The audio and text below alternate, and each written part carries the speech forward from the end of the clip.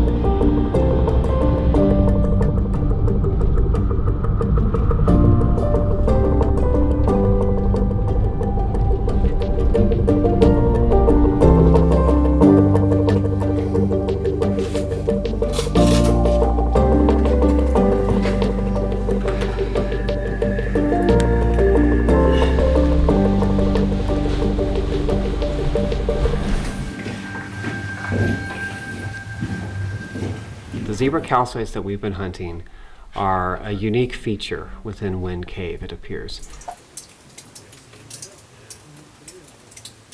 They are striated bands of alternating dark and light calcite.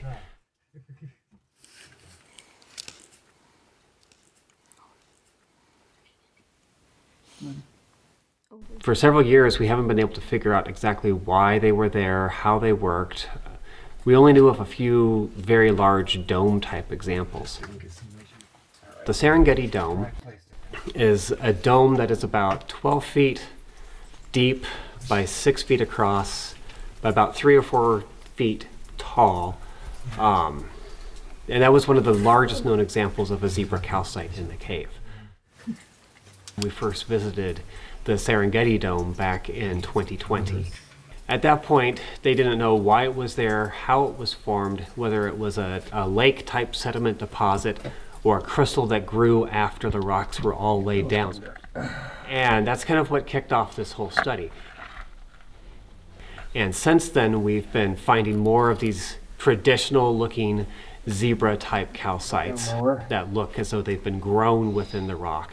And we've also found evidence of very deteriorated and dissolved zebra calcites. And they don't look anything like a zebra stripe. But when you get down to it with the spectroscopy and the mineralogy, they exactly match the composition, indicating that what you see is the last few centimeters of a zebra calcite, where there may have been a much larger chunk that has weathered and fallen away. Oh yeah, look at that! That's awesome. See, with our spectroscopy, this often glows either very pure white, because it's a very pure calcite layer in the white, or it glows bright purplish pink, because it's got trace amounts of manganese trapped within the crystals. It's a very much how did the cave form type story, partly. But in another sense, it's also got that trapped manganese. Manganese can be used by living organisms, microbiology, to actually produce energy. And you can use that to drive energy within cellular life in some very extreme cases. See if you can find the next outcropping. So tracing these zebra calcites is another way of tracing this mineral as it's working its way through the cave. Is it right here, or is it... Just keep follow the line.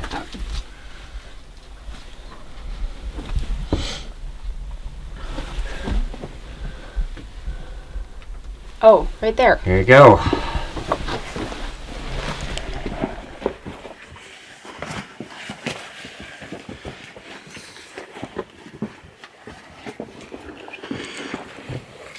We are very confident that we know approximately where the zebras are going to fall within the strata of the cave now. They need to be in a location near limestone, but also near a softer layer as well to allow them to expand in a not watertight way. So the idea of zebras becoming more of a significant player within the cave is drawn from this idea that we've started predicting where they are. Ah, yes. I have the It's all packed up. Yeah. Top of club room is full of zebra calcite. Here, just sit down. Yeah. Did we know that already? No, All right. this is a new one. All right, so I need to find a survey marker up here. The several locations that we expected to see zebras, we were able to very easily find a zebra striation of some sort in those areas. Got it. The areas we did not expect to see zebras, we haven't seen any zebras. Up there, some zebras up there. They're hard to see unless you're... The biggest new thing that we've learned is that they may in fact be important in how the cave has been shaped over the eons. We've got the remnants plastered to many of the different ceilings, and right below them are where giant blocks have fallen off of the ceiling and smashed, causing huge open cavities. And so this may in fact be one of the ways that these larger cavities are being opened up. Is the zebra calcite itself is a much weaker mineral than the original limestone or the original chert. So when enough of the calcite crystals grew and caused an expansion joint, it basically pushed the two planes of rock apart. And if there was nothing supporting that lower plane of rock, the entire boulder collapsed down, opening up the void. Beautiful. Heading Really my direction, is. and you're basically going to put your belly over that flat plateau.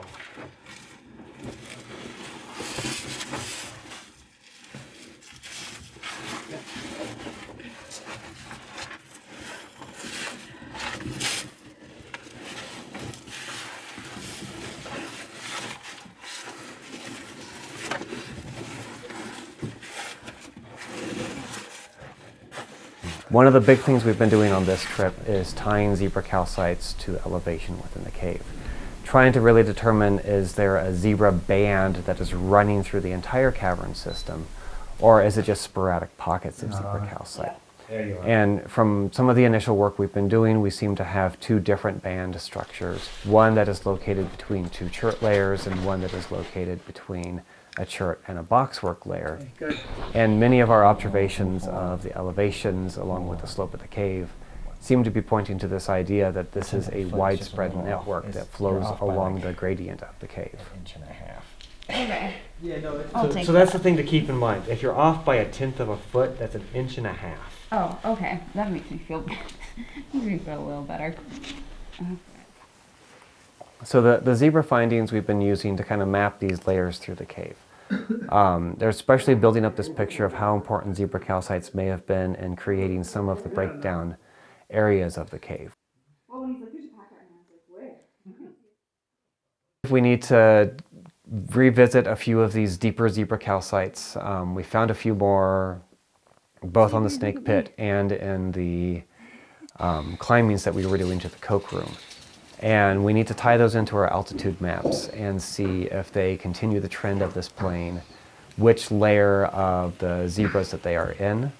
Are they in the high zebras? Are they in the low zebras? Or are they a brand new striation of zebras? So we've got a lot of a tie-in to do with the cave surveys and see where in altitude do these types of formations fall. So when we're doing spectroscopy, we're able to put the sensor up to the calcite and determine what light is coming off of that Got it. specific material. We'll shine a UV light at it. You have to hit it at kind of a 90-degree angle with your UV light hitting one direction and then the sensor on the other. The light will bounce off into the sensor, into the spectrometer, and then we'll be able to detect what the wavelength is that's being bounced off.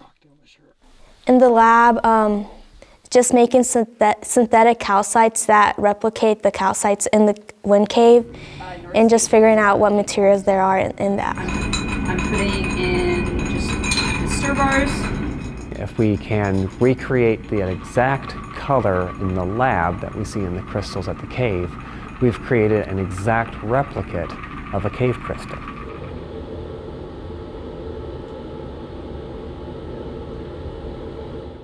That allows us to study these cave crystals and their properties using any type of technique we need to at the lab, without having to actually harvest or damage those crystals here in the cave.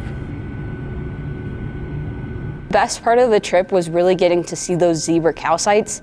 Prior to this trip, I really didn't have a good understanding of what they were or how they form, so getting to get my eyes on it was really valuable, and understanding our entire summer project